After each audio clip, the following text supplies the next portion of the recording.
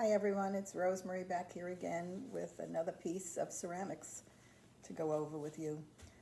This is the piece that we're going to be doing today. It's a Let It Snow sign, and it's perfect for the holidays, or it can go right into the winter, and can be used like for quite a while. So it's a very cute piece. Very simple. It's an easy piece to do. I started with the blue to base coat the entire piece. So I started it so that you wouldn't have to sit and watch me just paint solid on this. It's more the dry brushing and the snow and doing the stencils that makes the piece a little bit unique. So I want you to base coat the blue that you have on the entire piece. If it's a little thin, it's okay, as long as you don't have a lot of white spots showing.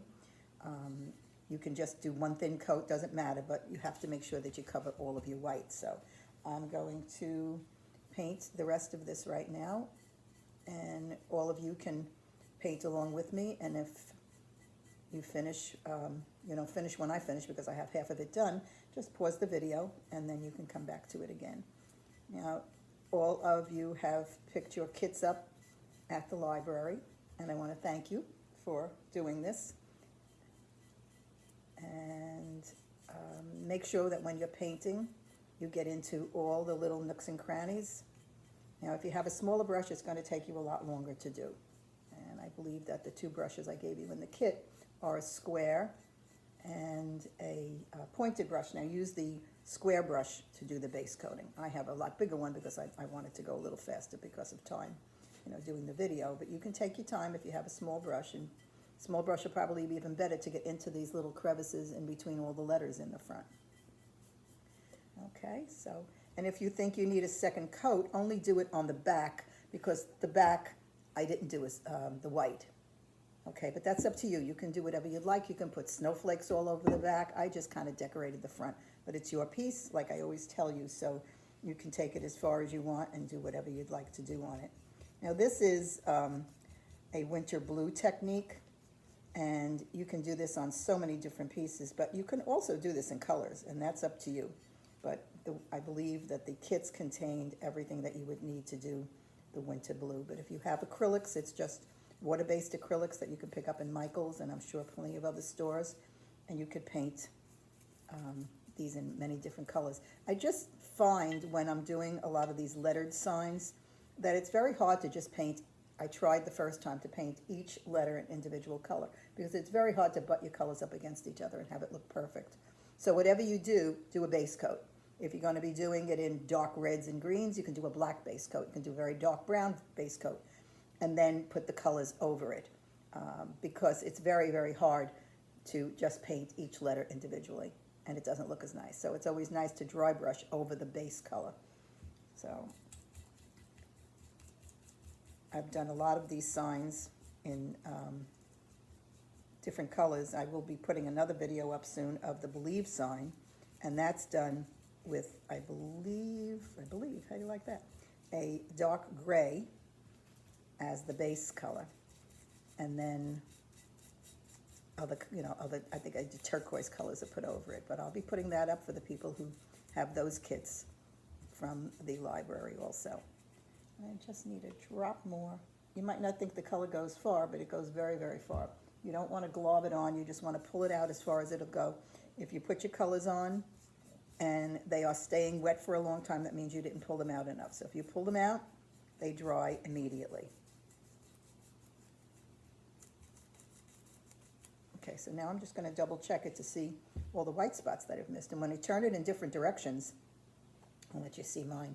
In the different directions, I don't know if you could see it, but I have white in there, and you turn it upside down and you'll see white in between the letters. That's what you want to get, because when you do your dry brushing, it doesn't go in the crevices, it hits the raised area. So if you have any white spots in the crevices, they will still show. I don't think it'll be that big a deal on a piece that we're doing a lot of white on, but you should always get in the habit of covering the complete surface when you do a base coat.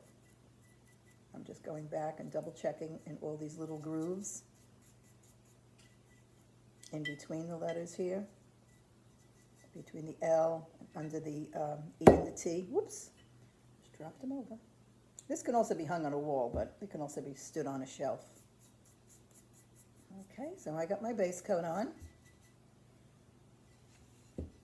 And I've just not used this brush anymore, so I'm going to put it in the water and rinse it out.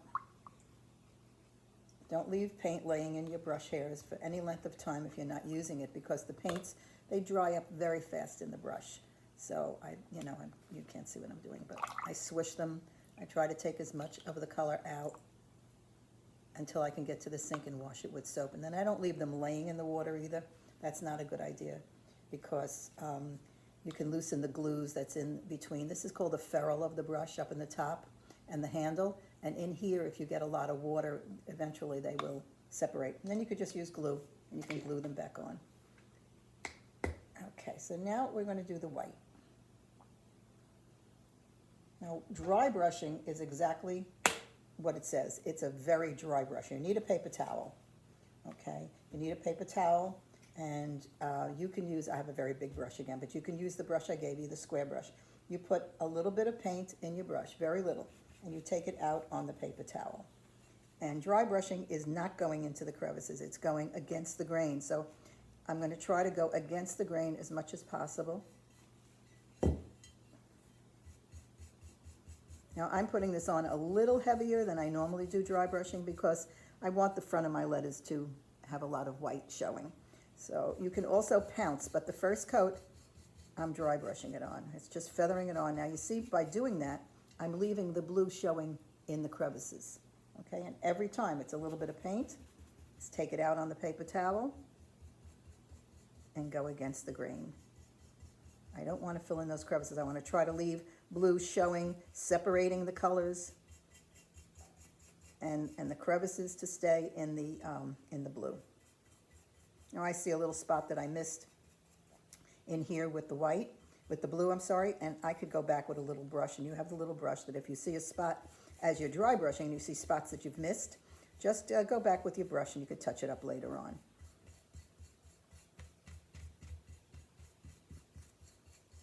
Okay, so that's my first coat, all right? But you see what a difference between this one and this one is? It could be 4, 5, 6 coats, but you do it with very little paint in the brush, because if you put too much paint in your brush, you're going to wind up filling in those crevices, and then you're going to lose the look, the dry brush look. Because if you see how much it stands out here, the blue in the crevices, all of these spots across the top. See, the top I didn't do much. I'm going to lay this down, and I'm going to show you how I did this. I just kind of sweep across and put a little color on the top with nothing in the brush.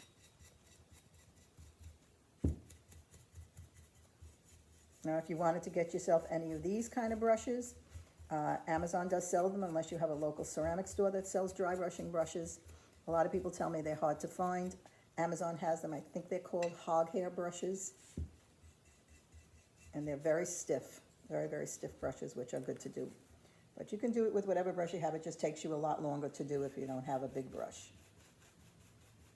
Okay, so now I'm going to go back, and I'm going to do exactly what I did before. I'm trying to do this upside down so that you could see what I'm doing.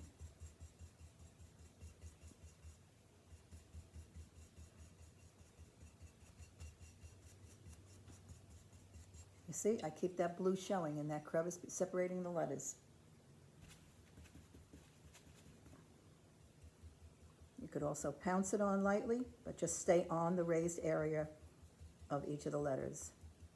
That gets it on, accumulates the color a little faster, but it will also stay wet a little longer. So when you go to put other coats on top of it, you could lift off what you did previously. So that's why I really like to take a lot out of the brush when I do it.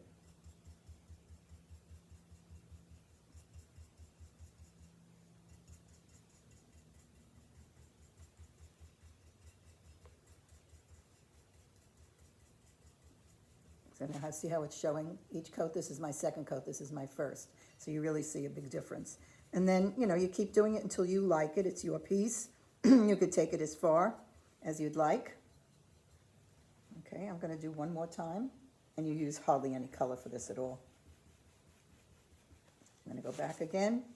And now I'm going to pounce it, because if I keep dry brushing and pulling, it might lift off the color that I did before, because I'm not really letting it dry between coats. If you find your color lifting and it's not covering, just let it dry.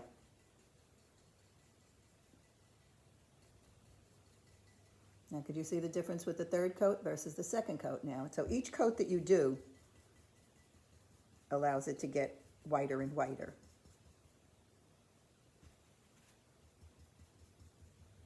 See here now I'm lifting up. See that spot? So I know that that spot is still very wet and I really can't layer the color yet. So I'll just go away from it and go back to it later. Or just pounce the color on it. Sometimes if you just pounce it, it stays. But I'll just go away from it. But you have the time to allow it to dry and then go back and watch it again. And I'm going to give the top and the sides one more coat. Now the back, I just leave the blue. I didn't do anything with the back. See how nice and white that's coming now? And I'm only hitting the raised areas and down the sides. Yep, there's another little spot I missed with the blue. Okay, see the difference? All right, so I'm going to stop now. If this was mine and I was doing it to keep, I would probably do another coat or two, but it's a little wet, so I don't really want to rush it. I'm going to just put that aside. I'm going to show you how to do the stencils. I do have a stencil here somewhere. Oh, here it is. And you should all have your little stencil in the bags. Okay. So with the stencil, you have the silver. Now it's very, very important with the stencil not to put a lot of paint in your brush, because when you do the stencil, if you have too much paint, it goes through and it bleeds underneath and it makes a sloppy stencil, a sloppy snowflake. So you really want to lay it down and you want to pounce with nothing in your brush. That's really important, nothing in your brush. Okay, so I'm going to start on the W, and I'm going to have to lay it down to do it, but you can get the idea. I'll put it here. So now you lay it down where you want it, like so. Hold it with your two fingers, like this. See, I'm holding it with my two fingers. You're going to put a little bit of silver in your brush, like nothing, and tap it out on your paper towel. Okay, and if you just pounce up and down,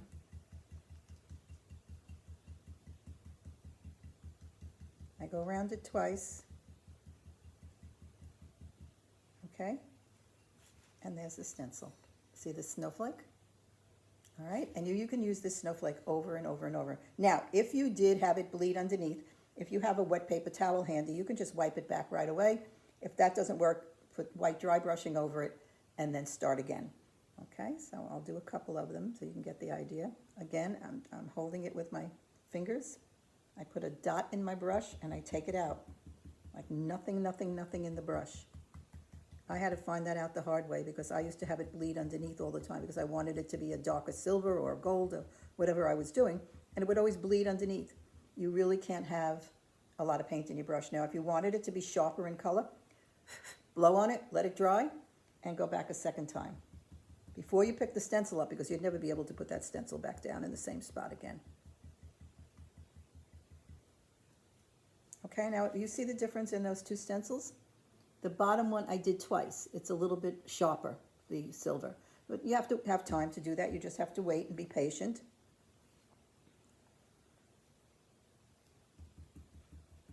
But nothing, nothing, nothing, nothing in your brush.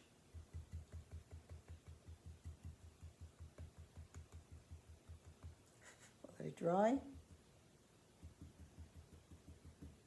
And do it a second time.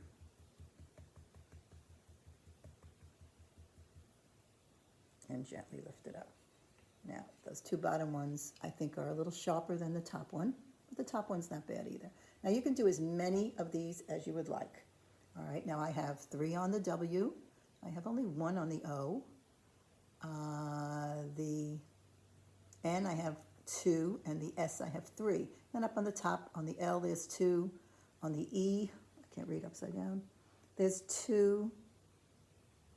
There's 1, and there's 1 on the T.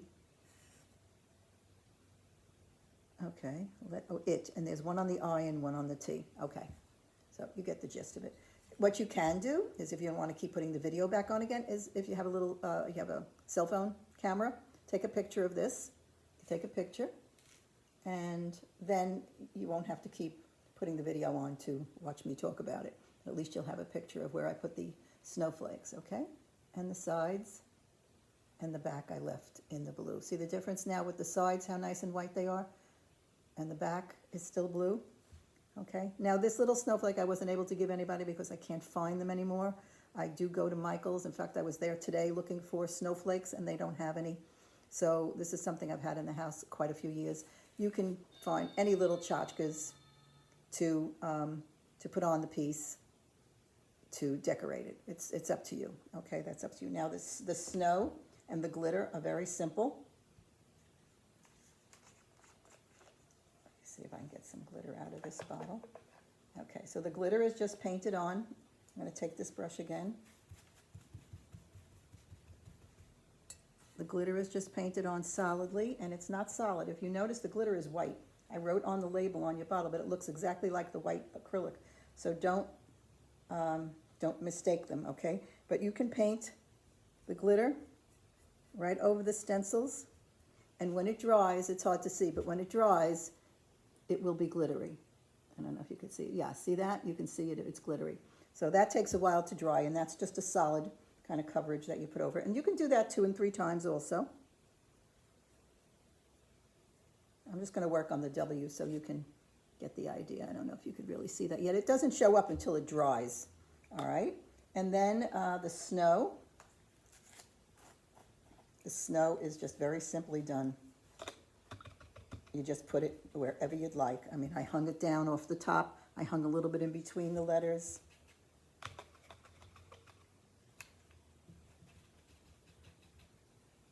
Okay, so you just use one of your brushes and just take your snow. I'll just do this one here and just glob it on. Now snow hangs. You could hang it in between the letters here.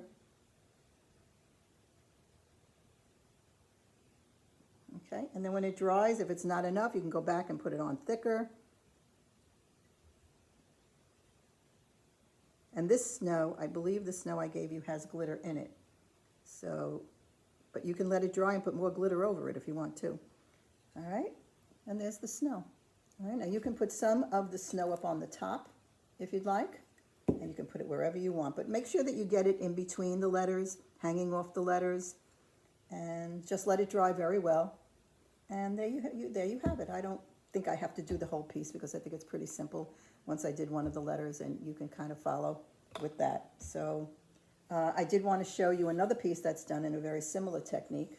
This is a Snowflake Lantern. You put a little tea light or battery-operated lights or fairy lights in there. It has a snowflake on the back and a snowflake on the front. But it's that same technique. It has the same blue, and it has the white dry brushed on it. Very, very little dry brushing on the edges because they're nice sharp edges.